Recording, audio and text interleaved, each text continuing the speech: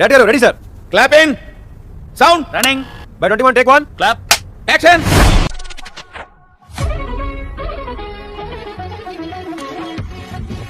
తీసుకెళ్లి పెళ్లిలో పడేశారు. అది కూడా మా ఫాదర్ అయితే వాతలు పెట్టడం, కాల్చడం, కొట్టడం, చాలా ఘోరమైన అబ్యూస్. మా ఇంట్లో చిన్న నార్మల్ అబ్యూస్ కాదు, కరెంట్ షాక్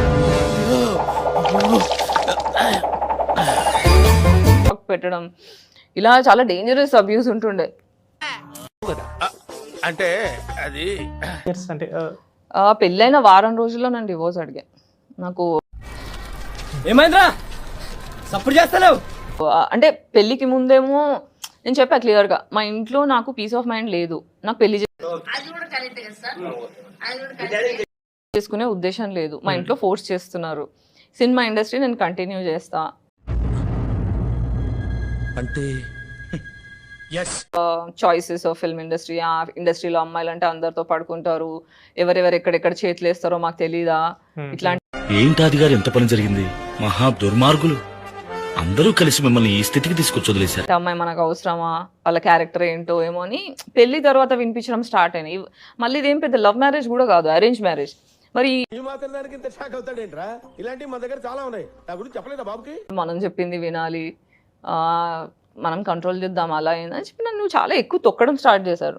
ఇంకా నాకు మంచి కట్టుబాట్లు సార్. సెక్షువల్ అబ్యూస్ చాలా జరిగినాయి మ్యారేజ్ లో. It was horrible. అండ్ ఇంకా ఇంట్లో సపోర్ట్ కూడా లేదు. All I have to fight. నేను నమ్మనురా అడుగుతిరు.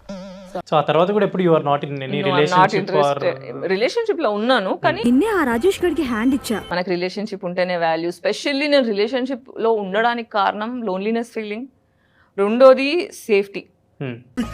ఏం చెప్పారు సార్ మీరు?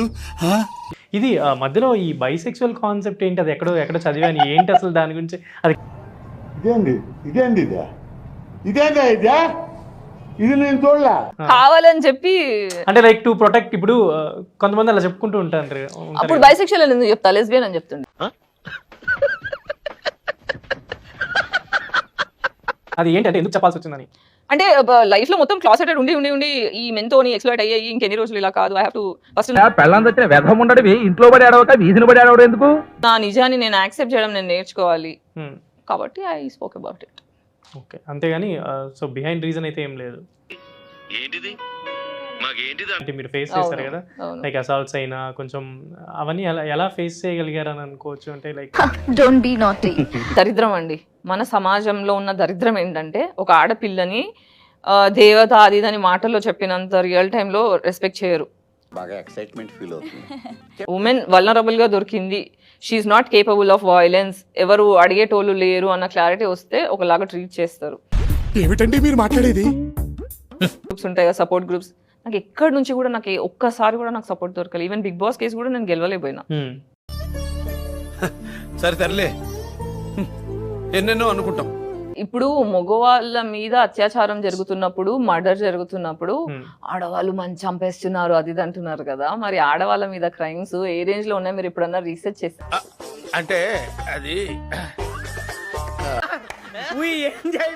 సార్ ఇంకా మేము వెళ్ళి రెక్స్ తీసుకుంటాం సార్. రారా పక్క వెళ్దాం.